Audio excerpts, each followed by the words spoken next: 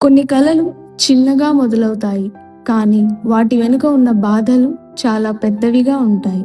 మన జగదీష్ ఒకప్పుడు సాఫ్ట్వేర్ ఉద్యోగం చేసిన ఒక సాధారణ వ్యక్తి. ఉద్యోగం, జీతం, ఒక స్థిరమైన జీవితం అన్నీ ఉన్నా కానీ లోపల మాత్రం ఒక ప్రశ్న: నా జీవితానికి అర్థం ఇదేనా? 2015 డిసెంబర్లో జీవితం అనుకోని మలుపు తీసుకొని మన ప్రాంతానికి రావాల్సి వచ్చింది. మన ప్రాంతం ఎంపిక కాదు, కానీ అదప్పటి పరిస్థితి. అంత డబ్బులున్న కుటుంబము కాదు, పెద్దగా బ్యాక్గ్రౌండ్ లేదు, అసలు ఆయన ఊరే కాదు, ఇక్కడ నా అనేవారు లేరు. ఒంటరి అయినా కానీ గుండెల్లో మాత్రం విద్యపై అపారమైన నమ్మకం ఉంది. అలాగే తనపై తనకు ఆత్మవిశ్వాసము ఉంది.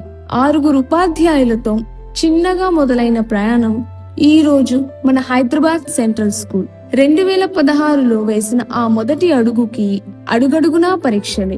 2017లో ఇంకో క్యాంపస్, 2020లో మరో క్యాంపస్, 2024లో ఈ క్యాంపస్. ఆయన 10 సంవత్సరాల కెరియర్ అంతా పడుతూనే ఉన్నారు, పరిగెత్తుతూనే ఉన్నారు. అయినా వెనుదిరగలేదు. ఎందుకంటే ఆయన కళ కేవలం తనది మాత్రమే కాదు, అనేక మంది పిల్లల భవిష్యత్తు.